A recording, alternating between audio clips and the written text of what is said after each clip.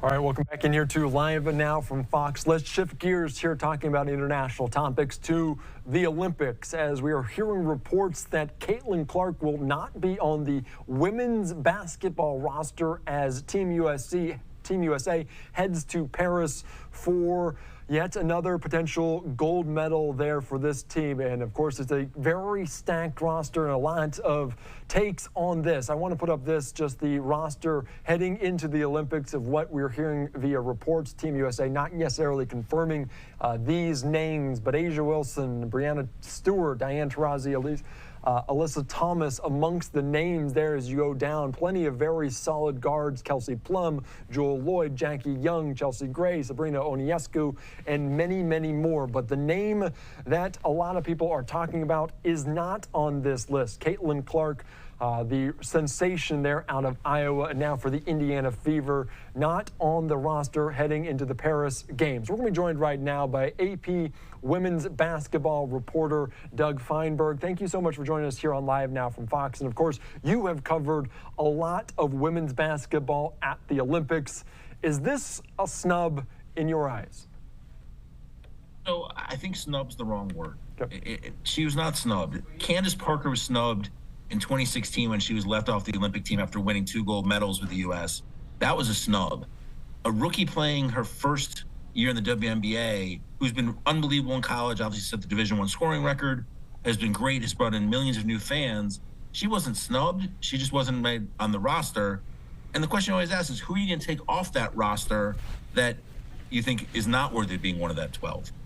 Yeah, and you talked about it, and you put this up there saying it's funny to believe I'm the only U.S. journalist who've covered every women's basketball game at the Olympics since 2008, a run of gold medal after gold medal after gold medal, and there have been a lot of bad takes and bad narratives out there today.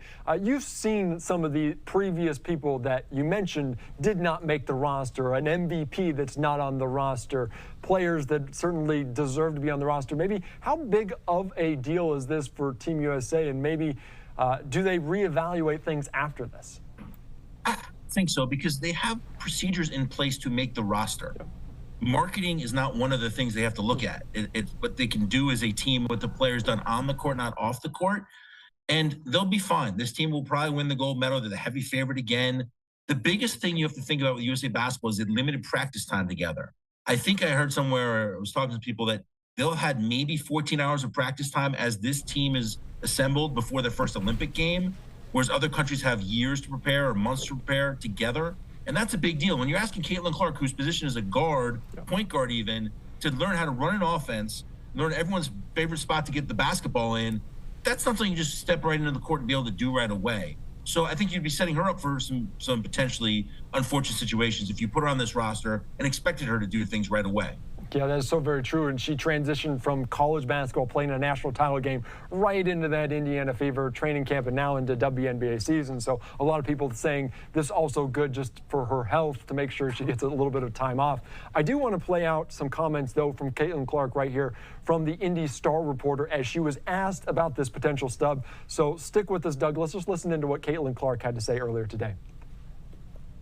You saw the USA team yesterday, the roster come out. Yeah, I think I'm excited for the girls that are on the team. I know it's the most competitive team in the world, and I know it could have gone either way of me being on the team, me not being on the team. So, I'm excited for them. I'm going to be rooting them on to win gold. I was a kid that grew up watching the Olympics, so yeah, it'll be fun to watch them. What was your level of disappointment not hearing your name on the roster? Honestly, no disappointment. I think it just gives you something to work for. That's a dream. Hopefully one day I can be there, and I think it's just a little more motivation.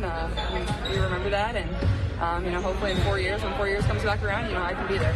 Did you have a direct conversation with managing director and whoever's over there at USAB recently? Yeah, they called me and let me know, and before everything came out, which was really respectful of them, and I appreciated that. And they did the same for every girl that made the team or every girl that didn't make the team. There's a lot of players in the Olympic pool, so it wasn't like I was the only one they had to call. They had to make quite a few calls. Are you looking forward to a break, from Olympic action, basketball in general, I guess? Absolutely. It's going to be really nice. I've loved competing every single second, but it's going to be a great month for my body to, first of all, like, get rest and get healthy and just get a little time away from basketball and the craziness of everything that's been going on, and you know, just find some peace and quiet for myself. But then additionally, like, a great opportunity for us to work and get better, a great opportunity for myself to get in the weight room, to work on the court and work at things that I want to get better at that I maybe didn't have time going from college to the pro season. So I'm looking forward to it. But at the same time, like, we still have a month of games where we have a lot of opportunities to win a lot of games. So that's where my main focus is. All right, you're just listening in there to Caitlin Clark responding earlier at that there in Indianapolis, the Indy Star reporter there with that post of the video of her. And she said no disappointment, and also potentially fuels her. What did you hear when you heard that, Doug? I hear a really mature 22-year-old kid. I've covered her now for a couple of years. I've never seen her give a bad interview, respond to a question with a bad answer. I mean, think about how many things have been thrown at her this year, from college to the pros. How many people ask her things about that it's out of her control. And she always comes up with a good answer and the right answer. And she's not just saying it, she believes it. And really, I said that the maturity of her to say that, you know, it's the hardest team in the world to make. It's 100% right. It is the hardest team in the world to make. And I can promise you she will have her chance to play for the U.S. for an Olympic gold in 2028 in Los Angeles. Yeah, that's what was going to be my next point, because not only is this games in Paris, but the next time around, they'll be right here at home. And you talk about the marketing. Hopefully by then she will be even more of a superstar than she already is. I do want to hear maybe your reaction, because we're hearing a lot of takes from WNBA players that are currently in the league about Caitlin Clark and just the popularity, the notoriety she's getting, but also people in the past. Of course, Lisa Leslie amongst them, talking to Sporting News, saying Caitlin Clark should 100% be on Team USA for the 2024 Olympics, saying, quote, "I don't know how you leave the country without her." Some stark remarks there from a legend of the game herself. Maybe how much is there a disparity between maybe some of the people that are in the game right now between some of the legends that are watching Caitlin Clark bring women's basketball, bring the WNBA even to a higher level? Well, Lisa obviously knows USA basketball. She won 4 Olympic gold medals for them, which is incredible.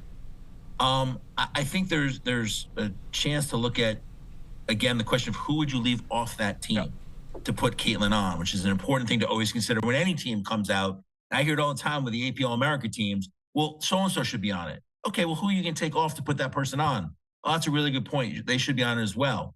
Well, you only have 12 spots to put people on, and I think they did a pretty good job, the committee, to get the right 12 people on there. And maybe the 12 people the fans want, but I think it's the 12 people that will have the best chance to do an Olympic gold medal. Yeah, that is a very good point. Diana Taurasi, they're playing in another Olympic Games, which is impressive. Chelsea Gray might be the name, though, might slide off. How likely is it, do you think, that maybe Caitlin Clark does slide in there? Because Chelsea Gray hasn't played since the WNBA Finals last year. She said she's sure will be back, but we're 5 weeks out from the Olympics. She's not played a WNBA game this year. Is this a conversation that maybe in 2 weeks' time we're kind of laughing about because Caitlin Clark might be on the roster if Chelsea Gray can't play?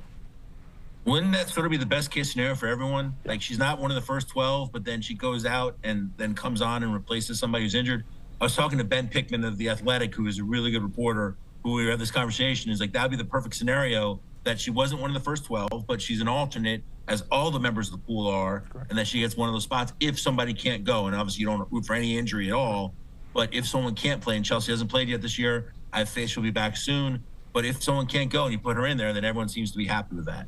All right, very, very good. All right, Doug, anything else you'd like to add? Because, of course, the Team USA rolling off gold after gold. Can you kind of just put the how likely it is another gold down the road? Because they're going to be the heavy favorite come Paris. Maybe what's the likelihood that bring home gold again, and what do you see there come the Olympics time? Well, as I said, I've covered them since 2008 in the World Cup and the Olympics. I've never seen them lose a game. So, and I have nothing to do with that winning streak. It's the players on the court, but they're a heavy, heavy favorite to win again.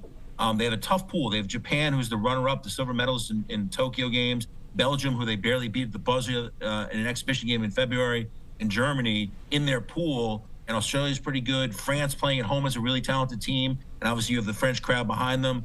They're the heavy favorite. I'd be shocked if they don't win the gold medal, but it's sports. Things can happen, as we saw in the cricket match the other day with the U.S. team upsetting people. So I wouldn't be 100% completely, oh my God, this is the biggest upset ever.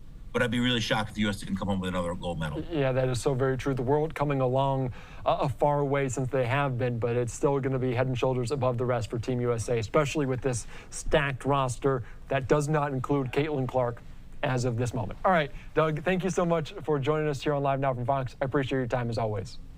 Thanks, my friend.